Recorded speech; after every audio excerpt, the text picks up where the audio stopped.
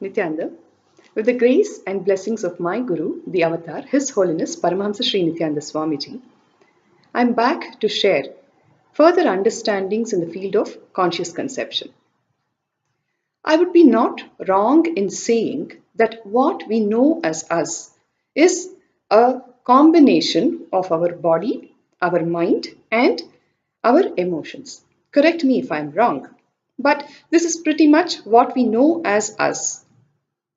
Now, in today's fast paced obstetric practice, unfortunately, neither do we modern day practitioners have the time, nor I would say the kind of knowledge that is needed in addressing the pregnant mother in her totality, the totality of her body, her mind, and emotions. We don't fail in addressing the physical aspect of it. When she walks in for a consultation, we do check on her vital parameters, whether she is gaining weight, the baby is growing well in the womb, a few blood checks, and pretty much that is it. No one really has the time to address the other two major components of her, which is her mind and her emotions. We never take time off to see what are the thought currents that are running her life, nor do we know anything about the emotions that she is battling with. I'm not wrong in saying that even to the best of our knowledge, in as a modern practitioner, I would be providing only about 30% of care if I'm not addressing these two major aspects of her life. We are our emotions and we are our mind also. How do we handle this aspect of us? If you look in, take a moment and look in. I would even suggest take a pen and paper and write down what are the predominant thought currents that you are entertaining and what are the predominant emotions that are running your life. I would say, apart from the time that you spend in bed sleeping, if you were to look in, very few are the moments where we are in a space of higher level emotions, the higher level emotions of true love, feeling thankful, feeling joyful, blissful, and grateful for what we are today. Otherwise, literally, all of us are handling, or I would say, battling with the emotions of fear, greed, hatred, violence, jealousy, worry, and fantasy. Lord Ganesha is known as the Adipati of the Mooladhara Chakra. The traditional understanding is about the seven major chakras that are there in the human body. There are various other minor chakras as well, but I would like to limit my discussion only about the major chakras.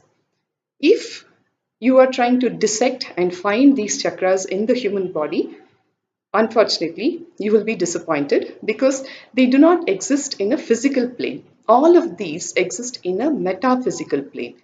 The Mooladhara chakra is at the base of the spine. 2 inches above the Mooladhara chakra is the Swadhisthana chakra. Manipuraka chakra is at the navel. Then comes the Anahata chakra, which is the heart center. The Vishuddhi chakra at the throat. The Agna chakra between the two eyebrows, and the Sahasrara. Sahasrara is the crown center.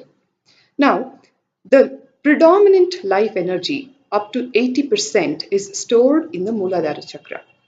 Each one of these chakras gets blocked by one negative emotion. For instance, the Mooladhara chakra gets blocked by fantasy. If you were to look into our lives, we are all dealing with the fantasy. We are all living in fantasy rather, and not actually living the reality of our lives. 85% of your life energy gets blocked by living in the space of fantasy and lust. The Swadhisthana chakra gets blocked by fear. The Manipuraka chakra, worry.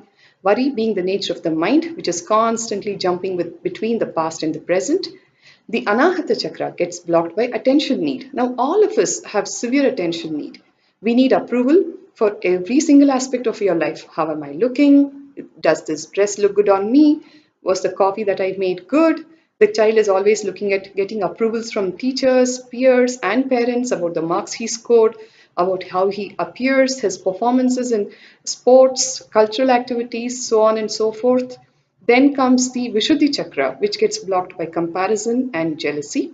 The Agna Chakra gets blocked by ego, and the Sahasrara getting blocked by living in the space of constant complaining, never feeling grateful for anything. Predominantly, these are the emotions that are running our life.